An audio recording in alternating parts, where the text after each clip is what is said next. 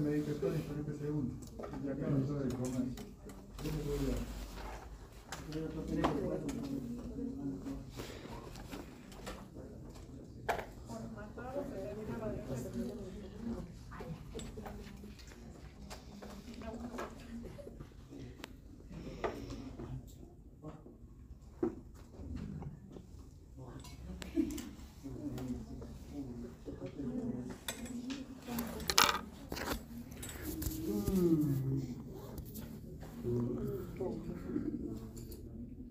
Sí, porque en este segundo parcial va a haber desarrollo. Y ustedes van a ver de que yo les puedo preguntar, por ejemplo, ¿cuál es el concepto de historia según Larousse? ¿Cuál es el concepto de historia según Eric Hofland? Ustedes van a decir, ¿hay otros conceptos de historia aparte de los que enseñaría el profe? Sí, porque desde la perspectiva de cada historiador, ellos van generando hasta su propio concepto. ¿Por qué les hago esta pregunta? Hasta en las metodologías también se En da. el método, claro, van cambiando los métodos. Lo tenés a Arostegui, por ejemplo, que te los divide en los ontológicos y los instrumentales. A Marshall, que te habla de, bueno, de la rigurosidad y la sistemática. Y bueno, en Blois, que ya lo vimos, que también hablaba de la interdisciplina en la metodología. Exactamente. Y cuando vos decís que sos riguroso es porque vos te metes en un tema específico, nada más. En el otro vos vas ampliando el contexto para encontrar una causa, por ejemplo. Y acá también hay otros métodos de sistemas para adquirir parte de la investigación histórica, ¿no? Parte del contenido histórico. ¿Por qué les digo de esto? Nosotros ahí empezamos hablando sobre Sigmund y sobre Larousse. Después vamos a ver con quién nos vamos a quedar. En realidad, ese escrito, ese mini escrito, hablaban ahí sus compañeros largando características, que habla sobre hechos o personas singulares, no sobre grandes personalidades, sino sobre personas normales dentro de una sociedad, ¿eh? Sobre acciones repetitivas de esas personas, sobre mercuriales, ya vamos a ver por qué el mercurial, y esas personas, esa singularidad estaba a través de la clase popular. O sea que no íbamos a hablar de una élite, ni íbamos a hablar de alguien que haya resignificado la historia en grandes pasos, sino al contrario, cómo se va haciendo. Y ya les voy a explicar por qué lo nombro a Brodel también, cómo se va haciendo la historia, no únicamente con lo que te cuentan los grandes acontecimientos, sino cómo se dan los acontecimientos pequeños y en el día a día de la gente singular que habla del trabajo. Un ejemplo sería del gasto en las festividades, por ejemplo, con la suba de compra. Sí, bueno, sobre eso vamos a hablar. Bueno, miren esto. Porque, bueno, acá dice, van a ver que en la bibliografía en la que trabajan es de Peter Burke, y que casualmente habla, ustedes van a decir, pero ¿qué tiene que ver la Revolución Francesa en ese momento, en este libro? ¿Por qué? Porque parte de cómo adquirir esa sistemática y cómo adquirir esa metodología surgen de hechos de la Revolución Francesa. No del hecho histórico general de la Revolución Francesa, sino del contexto. O sea, ¿por qué se llega a la Revolución Francesa? Desde lo político, desde lo social y desde lo económico. Por eso, Burke habla en su libro y él mismo comienza hablando de Brodel, y él dice, ¿qué nos decía Brodel? Para todos, ¿no? Porque todos han aprendido el primer parcial, la gran mayoría. ¿Qué decía Brodel? Que él dividía los tiempos históricos en tres. En tres. Y ese método, ese sistema, lo toma a través de la investigación del Mediterráneo y Felipe II. Pero no es lo único que escribió. Ahí viene, ahí estamos. De acá nosotros sacamos los tiempos históricos, ¿ah? de corta duración, Lo de medio y los largos. y larga duración. ¿Ah? En corta duración, los hechos Los propiamente hechos, dichos, las las coyunturas y las estructuras. Ajá, Las estructuras. Ustedes van a decir, ¿por qué me vuelvo un poco hacia eso? Porque Brodel no únicamente hace un análisis del Mediterráneo de Felipe II, ¿ah? Que para ponerlo en contexto, esto se da aproximadamente entre 1556 y 1598, si no mal no recuerdo. O sea, entre 1560 y 1600. Bueno, a decir, ¿por qué? O sea, la investigación que él hace del Mediterráneo es en este tiempo. ¿Ah? Pero él también escribe, hace otro análisis histórico a través de un libro que se llama La Rueda del Comercio. Ustedes ese libro lo van a encontrar como La Rueda del Comercio, lo van a encontrar como La Dinámica del Comercio. ¿Por qué? La rueda es algo que está girando de manera permanente y es algo dinámico. Nada más y muchas veces, de acuerdo a cómo uno interpreta, por ejemplo, los idiomas, puede aparecer como comercio o como capitalismo. Y de a poco vamos a ir viendo que la palabra comercio no es singular propiamente dicho del capitalismo, pero sí se lo puede asociar. La palabra capitalismo va llevando a que se la analice cada vez más.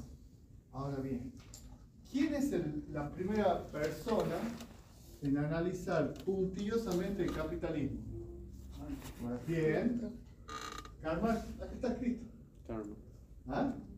Ahora bien, ¿desde qué punto Karl Marx analizaba el capitalismo? ¿Ah? Desde lo económico. Sí. ¿Ah?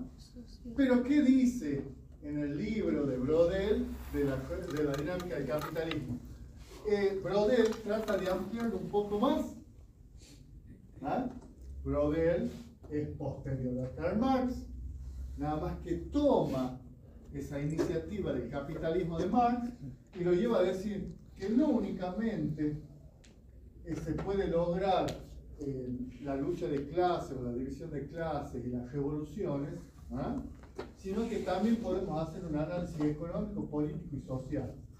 Cuando Marx hace el análisis del capitalismo, lo hace de manera genérica para toda la revolución industrial europea. Estamos hablando de grandes rasgos. ¿Ah? Después, puntiosamente, algunos lo comprenderán más o menos, pero a grandes rasgos lo hace sobre eso. En cambio, ¿qué hace en este caso Brodel? Inclúyelo. Acá habla sobre el Mediterráneo y en la dinámica del capitalismo empieza hablando sobre la Revolución Francesa. Acá habla en un tiempo que va entre 1550 y 1600 y acá va hablando en un tiempo aproximado de 1729. ¿Ah? O sea que sucede casi 280 años después, 180 años después. ¿Está bien hasta ahí? Sí. O sea, él hace dos investigaciones históricas, en uno marca los tiempos históricos, en otro toma parte del trabajo de Karl Marx, ¿ah? Nada más que, como estamos adentro de los anales, ¿qué dice? Yo no puedo únicamente, por eso lo que hace Brodel ahí, es decir, yo no puedo tomar únicamente una sola disciplina que será que podría ser la económica. También tengo que ver qué sucedió políticamente Y lo social. socialmente. ¿Está bien? Sí. Voy a tomar algunos casos particulares o específicos de la metodología de Marx, sí, pero voy a ampliar las disciplinas. ¿Lo dividió en tres, profe, como hizo con el otro libro? En realidad no lo dividen en tres, acá yo pongo tres porque adentro de la sociedad vas marcando la cultura. Y dentro de la cultura yo voy a encontrar la clase popular, lo cotidiano, acá está otra palabra clave.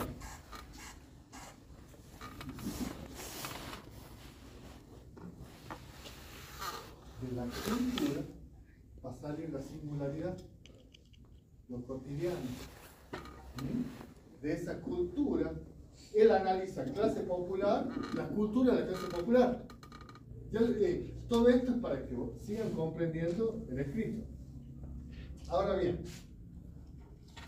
por eso es bueno que vengan a clase, porque ustedes se van con una idea un poco más clara para que después puedan comprender los textos. Miren esto. Si yo les digo, esto lo vamos a dejar para el último, si yo les digo acá que lo manejamos a través de la idea, entonces Braudel empieza a tener una perspectiva a medida que van pasando los años para hacer investigación histórica, una perspectiva ya que tiene que ver con el marxismo, de a poco. Pero ¿qué sucede? Desde este punto de vista, si yo tengo en cuenta únicamente lo económico, voy a tener en cuenta lo cuantitativo, porque la palabra cuantitativo tiene que ver con los números. Lo cuantitativo no únicamente tiene que ver con lo económico, sino también tiene que ver con lo estadístico, tiene que ver con el mercurial. Cuando se habla de mercurial, muchas veces, ¿por qué se habla de mercurial en los precios? Hay investigaciones puntillosas de lo que significa el mercurial. No me interesa. Cuando yo les pregunten por qué hablan del mercurial, porque si vamos a hablar de precios, significa de que no únicamente hablamos de números enteros, sino que también hablamos de números decimales. Y en el número decimal, para la época, ¿por qué ellos marcan ese mercurial? Porque para la época no era lo mismo un peso con 25 centavos que un peso con 26 centavos. ¿Me entienden? Simplemente es para que sepan a grandes rasgos qué es lo que es, por qué utilizamos el mercurial. El mercurial significa, casualmente, mercurio. Si vamos a la química, si alguno entiende de química, mercurio, célula, átomo, dentro del átomo sabemos que se puede disgregar en muchísimas cosas. Esa disgregación muchas veces se le llama disgregación mercurial. ¿Entienden? Porque tiene diferentes partículas. Acá el número entero, transformado en decimal, tiene muchísimas partículas. Esto vuelve el mercurial. Eso es lo que tienen que comprender. ¿Ah? ¿Por qué? Porque vamos a hablar de precios. Por eso hablo del mercurial, porque vamos a hablar de precios. Bien. ¿Por qué les explico todo esto? Porque estamos hablando de Braudel, como él, Braudel, más allá de que él nació en el siglo XX, pero fíjese, él nació en el siglo XX, por eso yo siempre les digo, cuando ustedes vean cuándo nace el autor, pero no quiere decir que el autor haya vivido en la época que él analiza o investiga. Acá, en el siglo XX, él hace análisis del siglo XVII y del siglo XVIII, por ejemplo. ¿Me entienden? Acá siglo XVII, acá siglo XVIII. Entonces, si nosotros vemos acá, ya les expliqué por qué el tema de la cultura está unida a la clase popular, y dentro de la clase popular se van a hacer investigaciones que tienen que ver con muchísimas personas que están dentro de la población y cómo se maneja lo económico de esas personas dentro de la población. ¿Cuál era la población que tomaba Braudel? La francesa. Los franceses. Por eso el libro de Bulke, cuando él hace un análisis de Braudel y de todo, de Labrousse y de todo este sistema, pone Revolución Histórica Francesa. Y ustedes van a decir, ¿por qué le llamaban en esos tiempos, entre 1930 y 1950, Revolución Historiográfica Francesa? Porque recuerden que les expliqué de que siempre existió en Europa la puja académica entre franceses y alemanes. Ahora bien, ¿cómo hacemos para entrar en Labrousse? ¿Qué tiene que ver Labrousse con Braudel? Casualmente, Labrousse profundiza los trabajos de Braudel que tienen que ver con el contexto del marxismo, Entonces, ¿qué significa?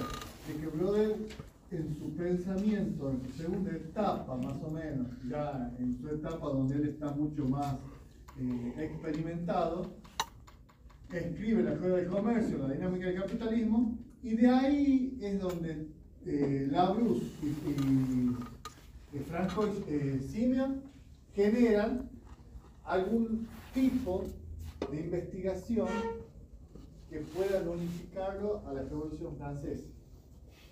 Por eso, ¿qué hace Simeon en este caso? Arma un sistema de precios donde él habla de expansión y contracción. ¿Qué significa eso? Ya lo voy a explicar más adelante. Expansión de precios cuando los precios se van por las nubes, y contracción cuando los precios se mantienen quietos o estables. ¿Ah? Muy pocas veces en el mundo los precios bajan, muy pocas veces, casi nunca. Ahora bien, pero ¿qué hace Simeon en este caso? Él toma un trabajo para hacer este análisis histórico de la expansión de los precios y de la contracción. Toma un trabajo que se llamaba Sevilla y el Atlántico, de Pierre Chang'e. Fíjese cómo vamos nombrando varios autores ahora. Peter Burke, Brodel, Simeon, Labrousse, Chang'e, y que les empiece a sonar en su cabeza, porque muchas veces van a tener que ver la postura o la perspectiva histórica de cada uno. Ahora bien, ¿qué pasa acá? Cuando surgen estos estudios de investigación de Simeon y Labrousse, empiezan a surgir después de la caída de la bolsa de Wall Street. O sea, hay un punto de inflexión, ¿no? La caída de la bolsa de Wall Street la podemos tocar, a ver, es como la caída del muro de Berlín en 1989. Son hechos históricos claves en la historia mundial, que mínimamente siempre hay que tener algo de conocimiento para poder entender otros contextos. En este caso, ellos, al tener la caída de la bolsa de Wall Street, ahí es donde ellos empiezan a ver de cómo se disparan o se contraen los precios, y es por eso que ellos les da esa incertidumbre de investigación. A ver, ¿pero qué vamos a investigar sobre algo que para ellos? ¿Por qué? Porque él nace aproximadamente en 1890, creo, 1870, y él nace en 1895. O sea, los dos nacen a finales del siglo XIX, y en el siglo XX ellos tienen casi los dos, uno debe tener 40 años y el otro 30 años cuando hacen la investigación. ¿Por qué? Porque es ahí donde se produce la caída de la bolsa de Wall Street. Y ellos están en su esplendor, y en ese esplendor tratan de hacer investigaciones puntuales que les sirvan a la vez a la escuela de los anales, que empieza a surgir a partir de 1929, ¿ah? Y donde sean trabajos multidisciplinarios. ¿Ven cómo se va relacionando de a poco todo?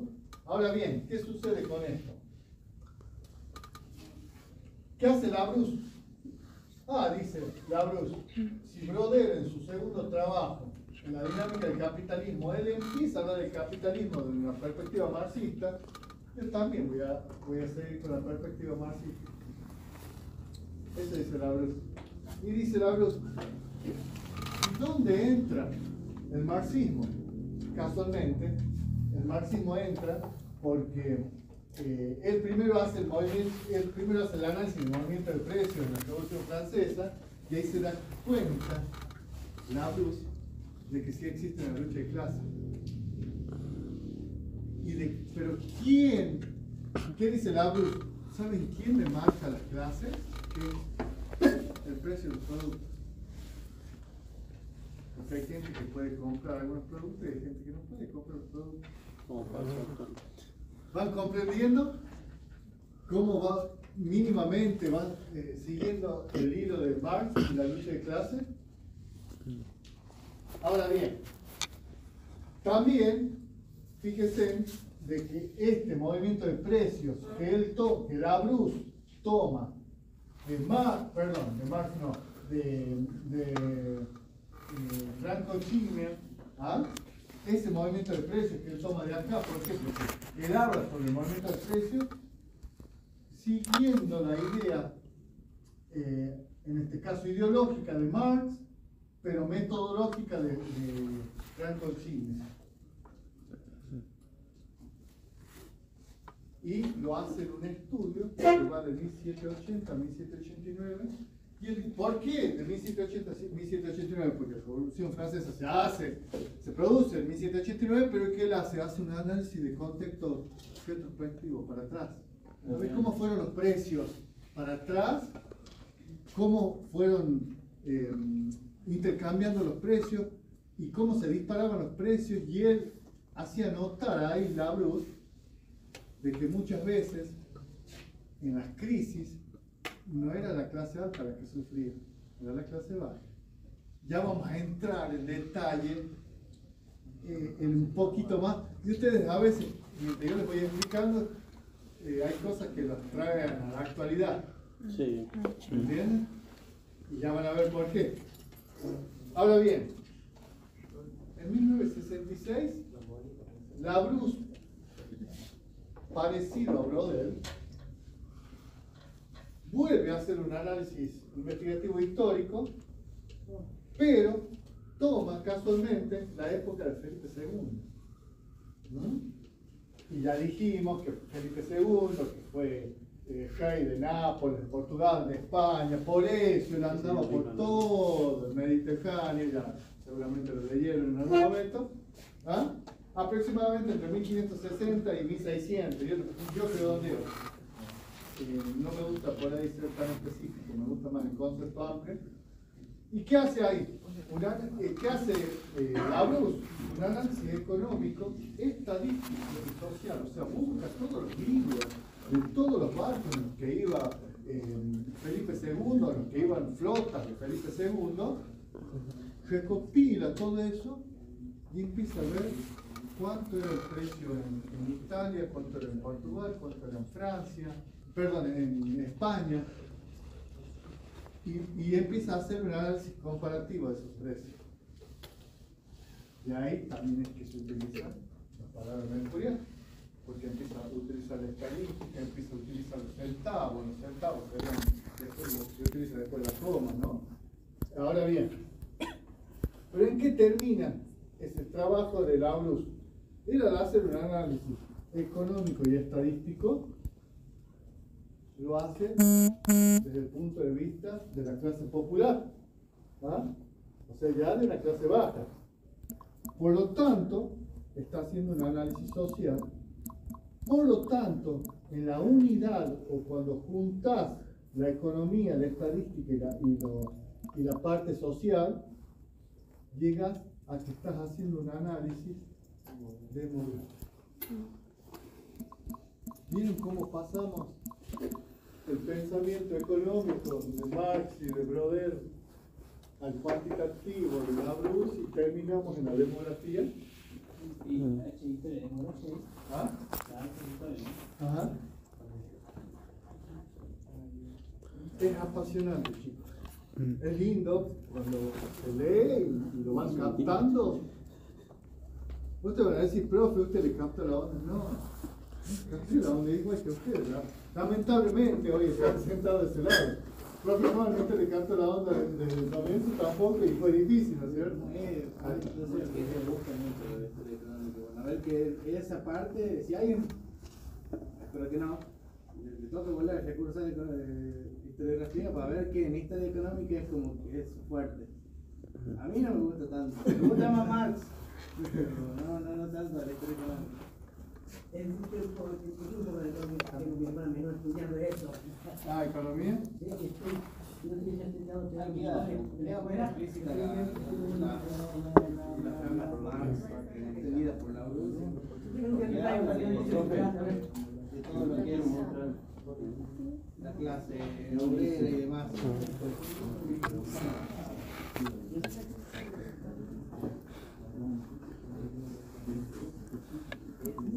Y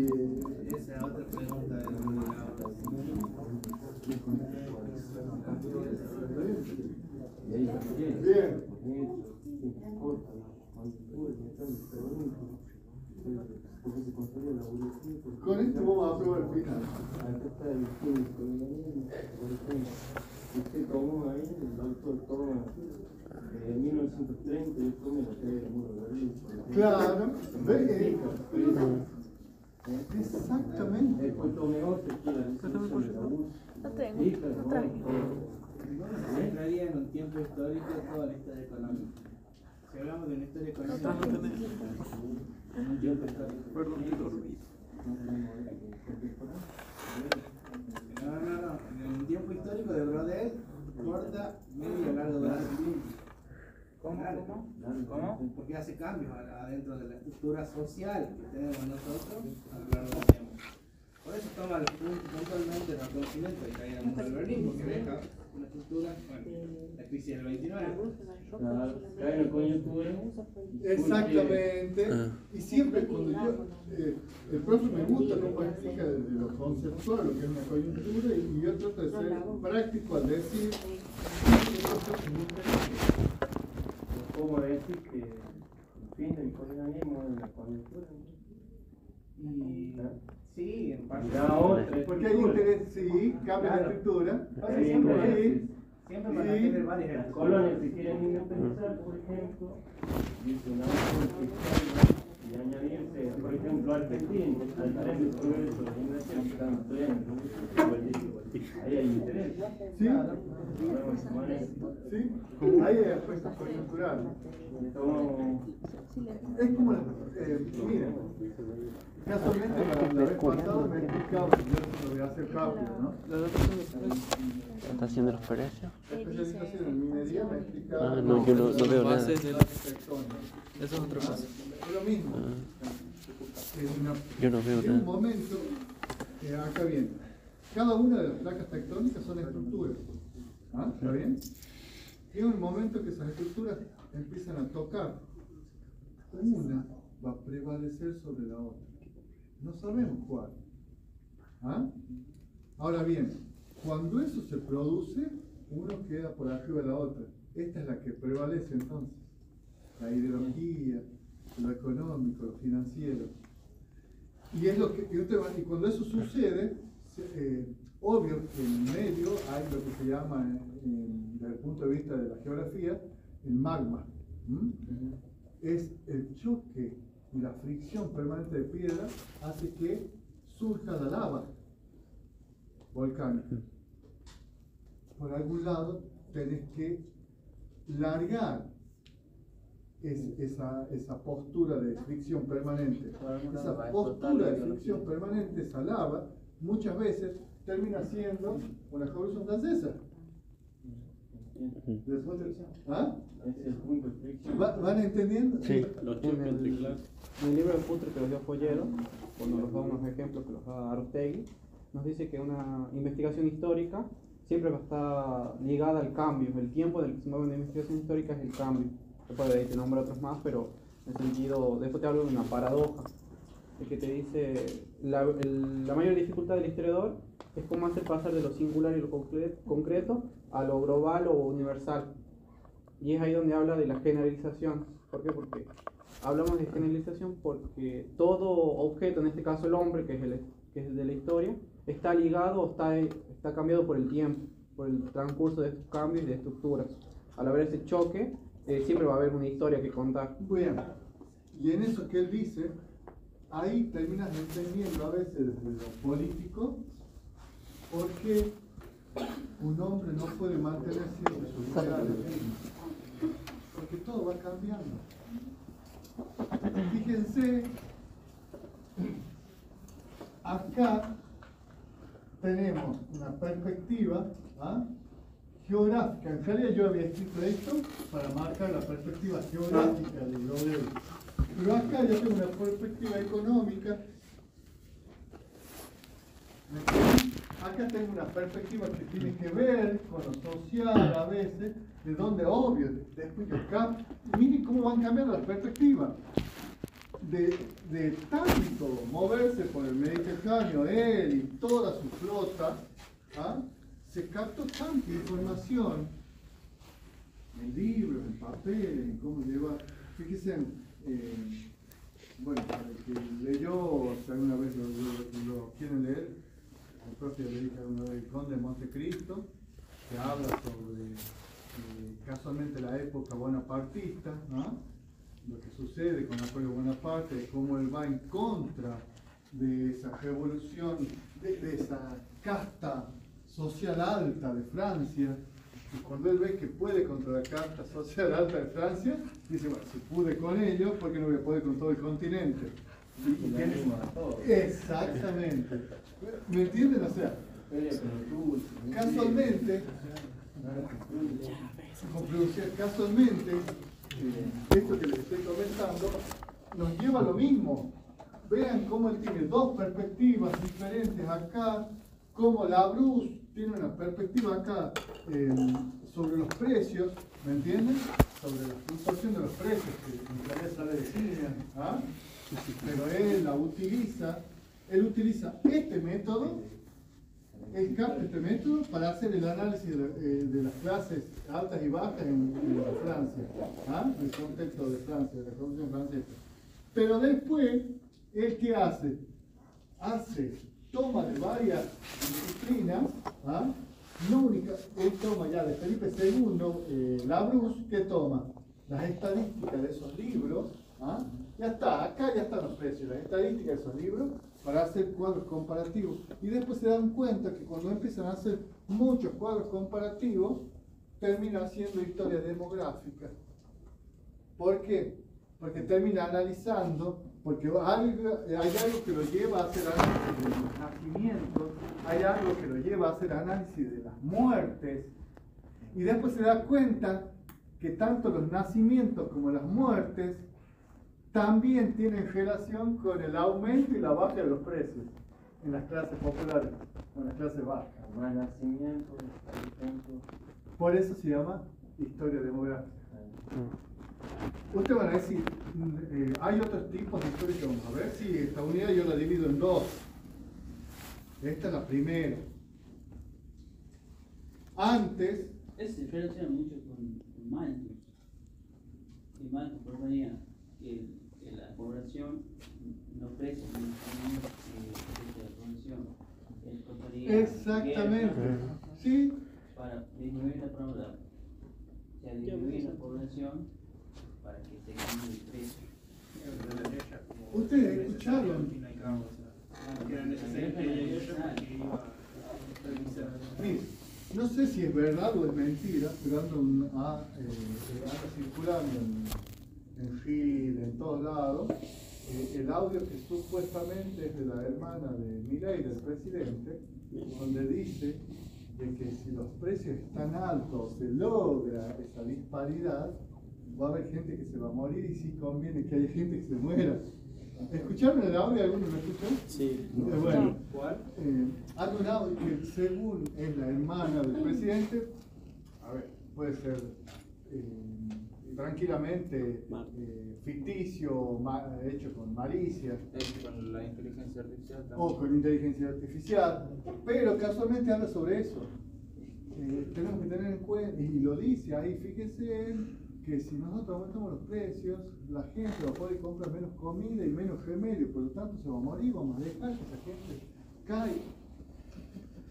Ahora bien, ¿por qué les traigo a colación esto? Porque el análisis que se hace acá es casualmente sobre eso. Cuando aumenta la población de un territorio, no puedo decirlo yo por la sube y la baja de precio así nomás. No, la población de un territorio aumenta o disminuye de acuerdo a lo que sucede en la historia demográfica. La historia demográfica toma los precios, pero también hace una separación de las clases sociales altas y bajas, y dentro de la baja se dan cuenta de que hay gente que fallece más, muchas más personas, y que los nacimientos son menores. ¿Por qué? Porque si los precios están altos, las familias se cuidan en tener más hijos. Pero también si los precios están altos, hay menos capacidad económica para comprar remedios, se muere más rápido la gente, entonces cambia la demografía en un territorio. Hoffman también dice algo similar. Sí. Explica la revolución inicial. Una fe que me envía, cabrón. No hay nada que diga. vida, porque eso produce un crecimiento poblacional, por tanto ese crecimiento Bueno, se tiene que refleja. bien, habla de todo, ¿no? En ese caso, yo no lo quiero tocar ahora, porque vamos a hablar de lo que él dice, pero en la otra clase. Pero ustedes primero tienen que comprender esto. Muchos ya captaron la onda, yo sé que a otros quizás les cuesta un poco más.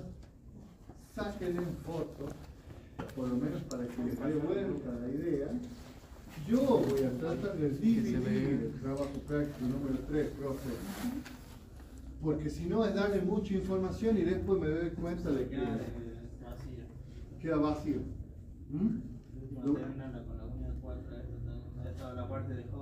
Claro. Sí, lo voy a dividir. El lunes, martes les voy a dar bastante. Y la clase que le voy a dar bastante tiempo porque presento. No asuste, no asuste, profe. No empiece, profe, no empiece. Fue una semana dura. La semana que viene, que va a ser No asuste, que está listo el costo salta. préndanse y comprendan esto. Yo, por ejemplo, si lo pongo el lunes, lunes feriado. Sí. El lunes voy a tener tiempo de armarlo para que tengan tiempo hasta el otro lunes. Y el que quiere ir escribiendo y leyendo algo para hacer el trabajo práctico, ya lo va a poder hacer. Entonces el viernes, cuando le dé la clase virtual, la segunda parte de la unidad 3, exactamente, van comprendiendo más. Buenas noches, chicos, eso es todo por ahí. ¿Llegó la hoja de asistencia? Sí, ya pasó. Pero paso. Saquen foto, Saquen foto, por favor.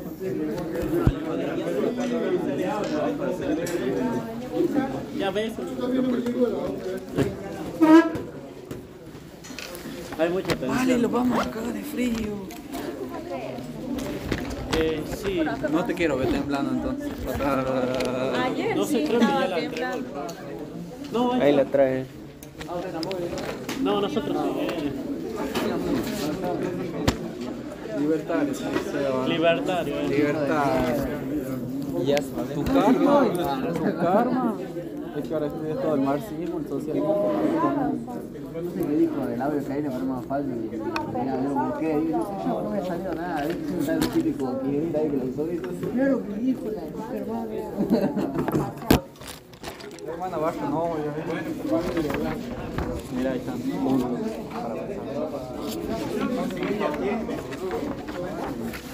Los preparan el ¿entendiste algo? yo y la.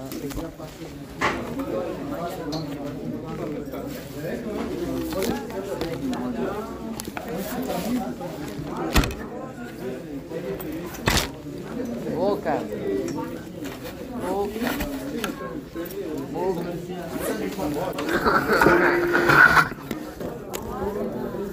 ¿Qué decís? Muévete en este lugar. ¿Entendiste, Agustín? Sí, ¿ah?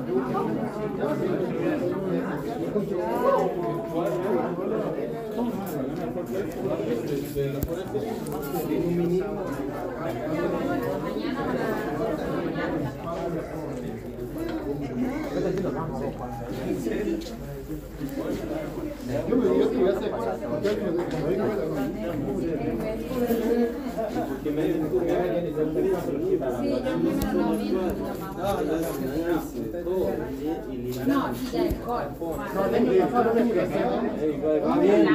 va comparando. No lo leí. Yo no me. ¿Te acuerdas que nosotros vinimos allí y él no vino? Después tuvimos que irnos. Él no vino.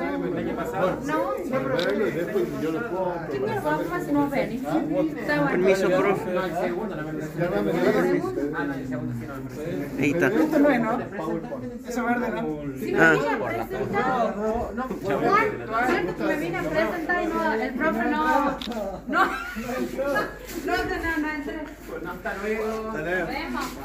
Ay, nos vemos mañana, creo que Ah, sí, mañana.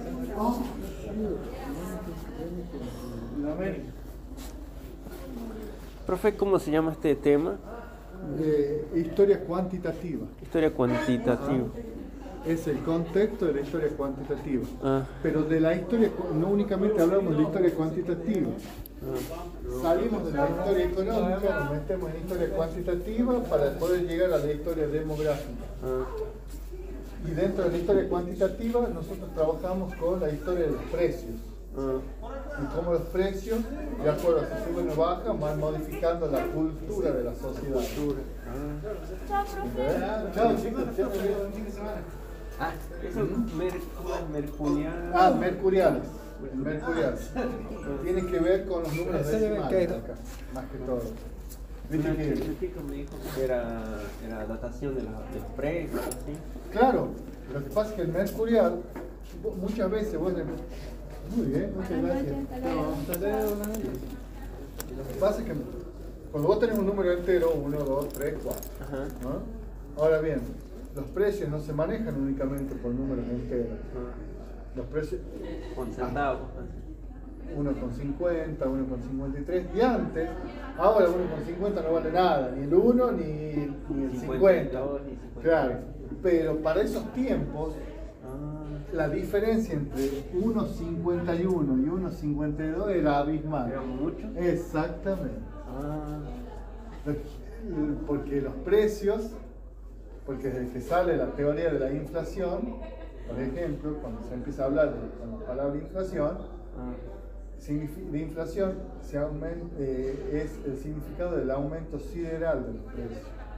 Por eso siempre yo digo de que es difícil que los precios vuelvan para atrás. Por eso siempre tenés que ir adelantando números para adelante.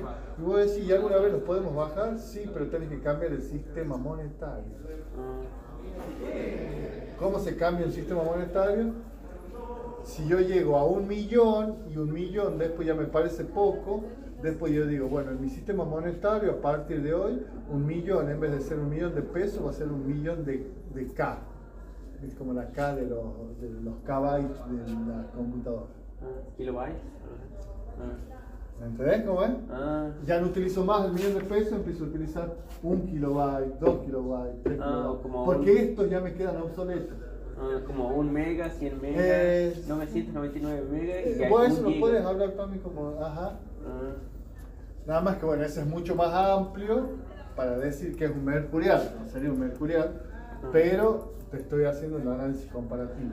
Juan, este es tuyo, Juan, estos dos. Cuantitativo significa de la cantidad, algo así. Cuantitativo es cantidad numérica. Eso significa. Cualitativo es calidad. Eso también vamos a ver. No, la calidad no. Porque acá no nos interesa ver la calidad de un producto, me interesa saber cuánto sale el producto. ¿Me entendés ahora? Sí. Exactamente. Y esto también vamos a ver como Marx y otros pensadores así. En realidad, con estos pensadores para este tema vamos a andar. Después sí, cambiando, hay muchísimos pensadores que hablan sobre historia, sobre la investigación y casi todos dan vuelta en Europa lo mismo. Pensadores, historiadores franceses, alemanes y unos muchos también británicos, ¿no? Y después de esto, ¿qué tema seguiría? Unidad 3, 4, ¿qué más se venía? Bueno, yo vi en el programa que me mandó el profe de 2022, sí, que algo de las escuelas de arbitrariedad, que sería la tercera generación de análisis. Sí, sí. Bueno, pero todavía falta para eso. Sí. Y terminas con la microhistoria, es como que vuelves de nuevo a cero, y es un círculo vicioso los análisis. Sí, ese es lo más loco, después la microhistoria es como lo fundamental de los análisis. Casi todos los estudios de los análisis van a tener mucha inserción en la microhistoria.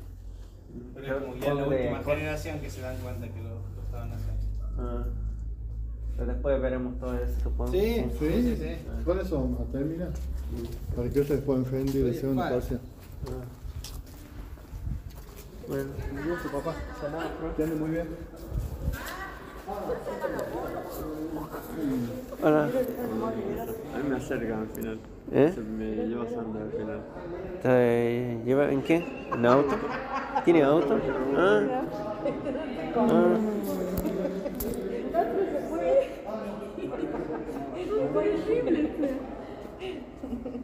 Chao chicos, nos vemos. Chao, profe. Igualmente.